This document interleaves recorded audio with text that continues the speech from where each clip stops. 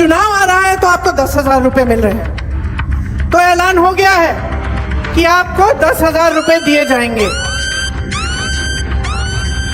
20 सालों से यहां कौन सरकार में रहा? 20 सालों से किसने नीतियां बनाई? 20 सालों से ये 10,000 रुपए आपको क्यों नहीं दिए? अब चुनाव आ रहा है तो उन्हें कह दिया कि 10,000 रुपए आपको मिलेंगे, लेकिन ये नहीं कह रहे कि हर महीने मिलेंगे। ये नहीं कह रहे कि आपका मानदेय 10,000 रुपए हो जाएगा, कि उसको बढ़ाकर हम आपको 10,000 रुपए देंगे। ये सिर्फ ये कह रहे हैं कि अब बड़ी संख्या में हम महिलाओं को 10,000 रुपए दे देंगे। क्यों? ताकि आप अपना वोट उनको दें। सिर्फ एक ही मकसद है, एक ही नियत है। तो सबसे पहले मैं आप सबको धन्यवाद देना चाहती हूँ कि आप यहाँ आई हैं और एक दूसरी की जो समस्याएं हैं उनके बारे में मुझे आपने अवगत किया। उसके साथ साथ आप मेरी बातों को भी सुनने के लिए आई हैं।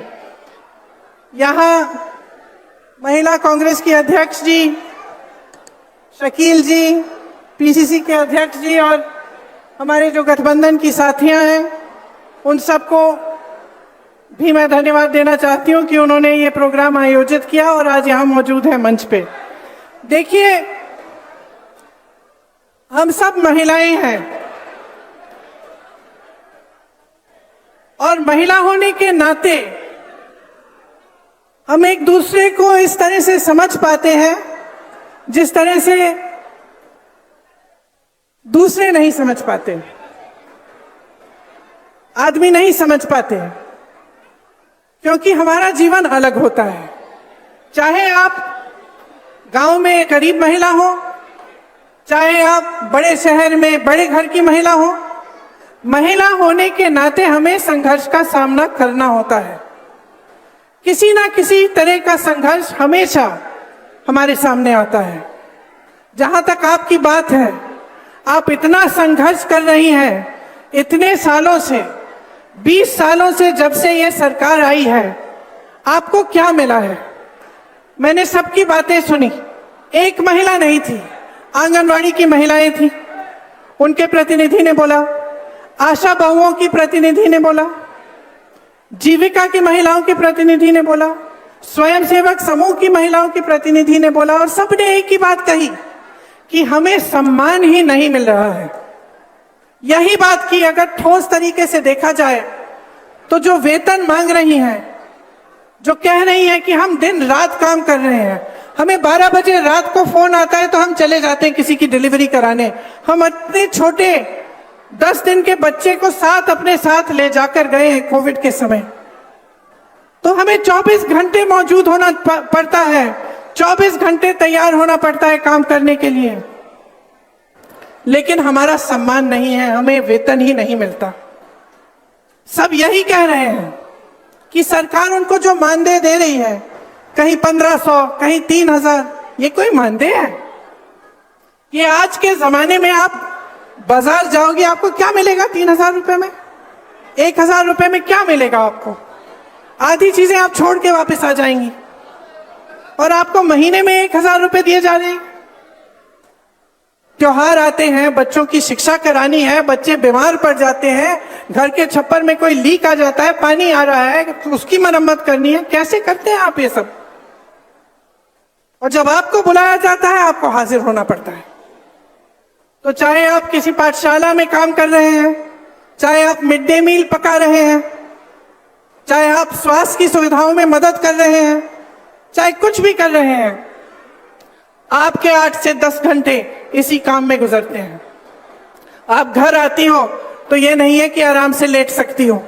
आप घर आती हो तो आपको अपने बच्चों को संभालना है, उनकी पढ़ाई की देखरेख करनी है, किसी का स्वास्थ्य ठीक नहीं है उसका देखभाल करना है, पूरे घर को खाना खिलाना है, परिवारजनों को खाना खिलाना है, और जब तक वो सब सोते नहीं है तब तक आप सोती नहीं हो। सच है कि नहीं है? सच है ना? तो ये समाज और ये जो सरकारें हैं, ये आपका सम्मान क्यों नहीं कर रहे हैं? ये मैं पूछना चाहती हूं। आपने सोचा है कि चुनाव आ रहा है, चुनाव के आज शायद 1-1.5 महीने पहले हम, चुनाव आ रहा है तो आपको 10,000 रुपए मिल रहे हैं। तो ऐलान हो गया है कि आपको 10,000 रुपए दिए जाएंगे। 20 सालों से यहां कौन सरकार में रहा? 20 सालों से किसने नीतियां बनाई? 20 सालों से ये 10,000 रुपए आपको क्यों नहीं दिए? अब चुनाव आ रहा है तो उन्होंने कह दिया कि 10,000 रुपए आपको मिलेंगे, लेकिन ये नहीं कह रहे कि हर महीने मिलेंगे। ये नहीं कह रहे कि आपका मानदेय 10,000 रुपए हो जाएगा, कि उसको बढ़ाकर हम आपको 10,000 रुपए देंगे। ये सिर्फ ये कह रहे हैं कि अब बड़ी संख्या में हम महिलाओं को 10,000 रुपए दे देंगे। क्यों?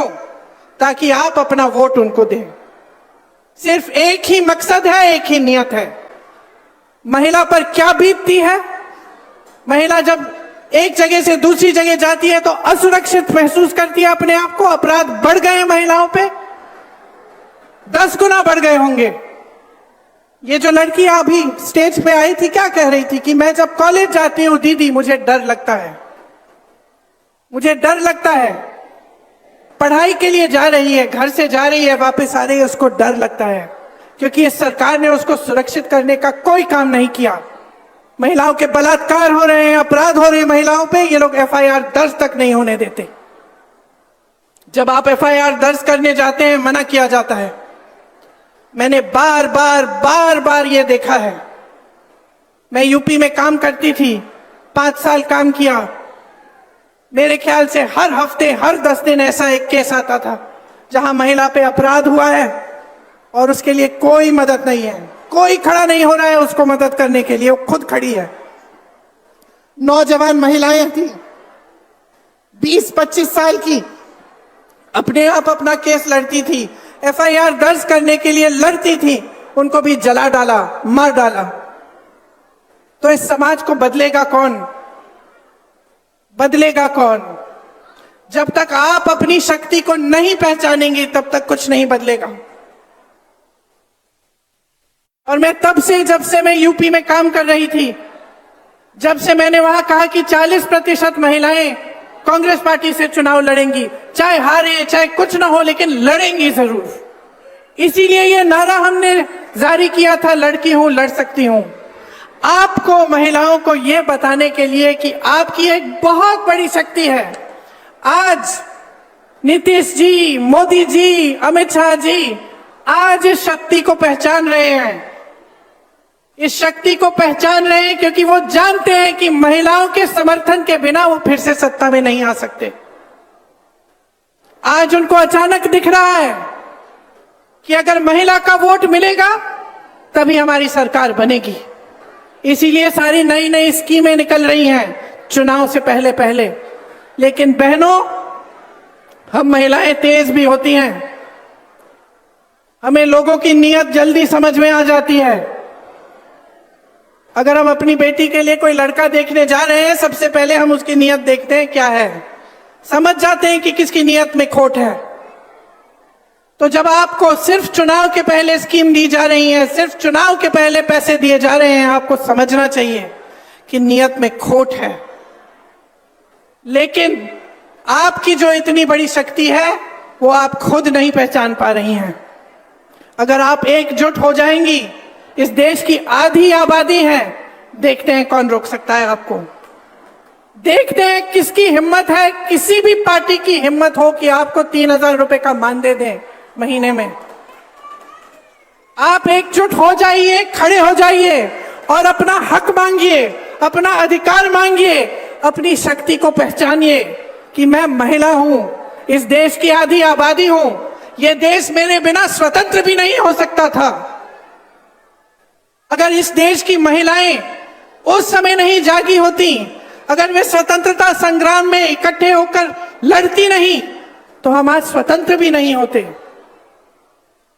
तो हाँ, समाज और सरकार को पहचानने की जरूरत है कि हमारी शक्ति क्या है, लेकिन हमें खुद पहचानना पड़ेगा कि हमारी शक्ति क्या है।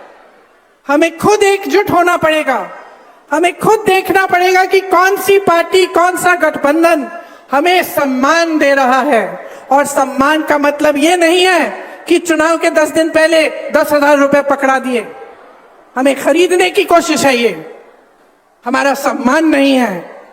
हमारा सम्मान तब होगा जब आपको मानदेय, हर महीने का मानदेय सही मिलेगा। सम्मान तब होगा जब आपको पैरों पे खड़े होने के लिए पूरी तरह से सरकार आपका समर्थन करेगी। आपका सम्मान तब होगा जब आपकी बेटियां पढ़ने जाएंगी और अपने आप को सुरक्षित समझेंगी। और मैं आपको सीधा सीधा बता देती हूं कि भाजपा की सरकार, नीतीश जी की सरकार आपको कभी इस तरह का सम्मान नहीं देंगे। 20 सालों से इनकी सरकार चल रही है। आप आवाज उठाती हैं तो क्या होता है? यहां मंच पे कहा, आप आवाज उठाती हैं तो आपका मुंह बंद किया जाता है, पुलिस आ जाती है आपको पीटने, आपको गिरफ्तार करने के लिए। क्यों? अपराध कर रही हैं आप। अपराधियों को तो गिरफ्तार नहीं किया जा रहा है, लेकिन आप आवाज उठा रही हैं, आप अपना हक मांग रही हैं। आप कह रही हैं कि मैं 8 से 10 घंटे काम करती हूं, मुझे ये 1,000-1,500 रुपए का मानदेय, ये 3,000 रुपए का मानदेय स्वीकार नहीं है, मुझे सम्मानजनक मानदेय दो। तो आपको पीटा जाता है, आपको पकड़ के थाने ले जाया जाता है। ऐसी सरकार कभी आपका सम्मान नहीं कर पाएगी। हमारे गठबंधन ने तय किया है कि जो जरूरतमंद महिलाएं हैं उनको 2,500 रुपए हर महीने मिलेगा। आपके मानदेय की बात हम सब अच्छी तरह से समझ रहे हैं और आपके मानदेय को बढ़ाने के लिए, आपके सम्मान के लिए हम सब काम करेंगे। आपने यहां मंच पे कई महिलाओं ने अपने बच्चों की स्वास्थ्य की बात की। हमने तय किया है कि जिस तरह से कांग्रेस की सरकार ने राजस्थान में 25 लाख का स्वास्थ्य बीमा जारी किया था, उस तरह से बिहार में हम उसे लागू करेंगे। इसका मतलब है कि 25 लाख रुपए तक कोई भी स्वास्थ्य सुविधा, चाहे वो सर्जरी हो, दवा हो, कुछ भी हो, वो आपको मुफ्त में मिलेगी। ये आपके समर्थन के लिए है, ये इसलिए है ताकि आपको अपने बच्चों के लिए, अपने स्वास्थ्य के लिए, अपने परिजनों के स्वास्थ्य के लिए संघर्ष नहीं करना पड़े। हमने ये तय किया है कि हम भूमिहीन परिवारों को 3 से 5 डिसमिल जमीन दिलवाएंगे। और सुन लीजिए, इस जमीन का मालिकाना हक महिलाओं को दिया जाएगा ताकि जमीन आपके नाम हो, जमीन आपकी हो। ये आपकी शक्ति है जिसे हम पहचान रहे हैं, ये आपका सम्मान है जिसे हम समझ रहे हैं। तो मैं वैसे आपकी बातों को सुनने आई थी, भाषण देने नहीं आई थी। मैं चाह रही थी कि एक संवाद हो, कि मैं भी समझूं, क्योंकि मैं उत्तर प्रदेश की महिलाओं की समस्याओं को जानती हूं, केरल की महिलाओं की समस्याओं को जानती हूं, अन्य जगहों में जहां जाती हूं मैं समझती हूं। मैं समझना चाहती हूं थी कि कितना संघर्ष है आपके जीवन में। और जो मैंने सुना उससे स्पष्ट हो गया है कि आपके जीवन में इतना संघर्ष है। आप पूरे समाज का बोझ उठा रही हैं, आप समाज का बोझ उठा रही हैं, लेकिन समाज और सरकार आपकी तरफ देख ही नहीं रही है। जहां सरकार को मदद करनी चाहिए, जहां आपको सशक्त करना चाहिए, वो काम नहीं हो रहा है। एक बहन ने रोजगार की बात की, कहा कि यहां से तमाम लोग पलायन करके चले जा रहे हैं। इसका मतलब है आप अकेली रह जाती हैं, अकेली सभी संभालती हैं। जो पैसा आता है उससे खर्चा हो जाता है, ऊपर से आप आशा बहुएं हैं, आंगनवाड़ी हैं, आप ये सब काम कर रही हैं, जीविका का काम कर रही हैं, और फिर भी संघर्ष है, अकेली रह रही हैं। तो इतना संघर्ष है, इतना बोझ उठा रही हैं आप, क्या इस बोझ को पहचानना नहीं चाहिए? नेताओं को, सरकारों को क्या आपको नकारा जाना चाहिए? क्या ऐसी बात होनी चाहिए कि भाई चुनाव आ रहा है, चलो अब महिलाओं के लिए जल्दी जल्दी एक स्कीम निकाल देते हैं, 10,000 रुपए पकड़ा देते हैं, हमें वोट मिल जाएगा? क्या ये सही है? मैं सिर्फ ये कहना चाहती हूं कि अपने अंतर्मन में झांको, देखो जीवन क्या है आपका। आप जी रही हो, आप संघर्ष कर रही हो, आप अनुभव कर रही हो। ये मेरी बहन वर्दी पहन के खड़ी है, पुलिसकर्मी है। क्या इसका संघर्ष कम है? कम नहीं है। जितना आपका संघर्ष है उनका संघर्ष है। हम सब बहनें हैं, हम सब के अलग अलग संघर्ष हैं, और ये बहुत जरूरी है कि हम इन संघर्षों को एक शक्ति में बदलें। कि हम जब देखते हैं कि हमारा जीवन का अनुभव क्या है, कि 20 सालों से हमारे जीवन में तरक्की हुई ही नहीं है, बिहार में आपके जीवन में तरक्की हुई ही नहीं है, इतने साल हो गए हैं। कह रही थी एक बहन की 50 साल की स्कीम है, बदलाव नहीं आया। तो जब आपके जीवन में इतना संघर्ष है, ये आपका अनुभव है, आप देख रहे हो, बच्चों को पढ़ा नहीं पा रहे हो, बीमार पड़ जाते हैं, इलाज नहीं कर पा रही हो, दिन रात काम कर रही हो, मानदेय नहीं मिल रहा है, तो अपने मन के भीतर एक ज्वाला जगाओ ना बदलाव की। बोलो ना कि हमें बदलाव चाहिए, कि ये शक्ति हमें महात्मा गांधी जी के संघर्ष ने दी थी, हमारे संविधान ने दिया है, हमें, हमारे पास वोट है और इस वोट को हम समझदारी से डालेंगे, हम समझदारी से इसका इस्तेमाल करेंगे, हम पूरी जिम्मेदारी से इसका इस्तेमाल करेंगे। कहो अपने आप से कि हमें बदलाव लाना है, सिर्फ अपने लिए नहीं लेकिन सारी महिलाओं के लिए, अपनी सारी बहनों के लिए। जो सरकार, जो नेता महिला की शक्ति नहीं पहचानेगा, जो चुनाव के समय सिर्फ अपने मुंह दिखाने आएगा और बोलेगा कि लो एक स्कीम निकाल दी आपके लिए, लो 10,000 रुपए, लो 5,000 रुपए, उसको सबक सिखाइए, सबक सिखाइए, उसकी नीयत को पहचानिए, पहचानिए कि आपकी अपनी एक बहुत बड़ी शक्ति है, जो इस देश की सबसे बड़ी शक्ति है। इस देश का भविष्य आपके हाथों में है, बच्चों को आप पालती हैं, नई पीढ़ी आपके हाथों में है, आप शिक्षा देती हैं, आप समझाती हैं, आप नैतिकता की बात उनसे करते हैं, आप संघर्ष करके स्कूल पहुंचाती हैं, उनको शिक्षा दिलवाती हैं, रोजगार करती हैं, संघर्ष करती हैं। तो मैं सिर्फ इतना कहना चाहती हूं कि अपनी शक्ति को पहचानिए, खड़े हो जाइए, जो सामने आता है, जो स्कीमें आपको बताता है उसको पहचानिए, जो सचमुच आपकी भलाई चाहता है उस नेता को भी पहचानिए। मेरे भाई राहुल गांधी ने पूरे देश में संघर्ष किया, किस लिए? सामाजिक न्याय के लिए। और सामाजिक न्याय में शामिल क्या है? कि महिलाओं को न्याय मिलना चाहिए, कि महिलाओं को सम्मान मिलना चाहिए। इसलिए आज ज्यादा लंबा नहीं बोलूंगी, सिर्फ ये कहूंगी कि चुनाव आने वाला है, परिस्थितियों को समझ लीजिए। आपकी अपनी परिस्थितियां जो हैं उनको आप समझती हैं, जो चुनावी परिस्थितियां हैं, जो राजनीतिक परिस्थितियां हैं उनको भी समझिए, और ये समझिए कि इस चुनाव में नीतीश जी और भाजपा की सरकार को आपको हराना पड़ेगा। अगर आप सम्मान चाहते हैं, अगर आप न्याय चाहते हैं, तो एक नई सरकार बिहार में बनानी बहुत ही जरूरी, बहुत ही महत्वपूर्ण है। आप सबने बहुत इंतजार किया, देर भी हो रही है, मुझे लग रहा है कि कुछ बहनें जा भी रही है, खाना वाना पकाना होगा, काम करना पड़ेगा। इसलिए आप सबको बहुत बहुत धन्यवाद कि आपने इतनी ध्यान से मेरी बातें सुनी।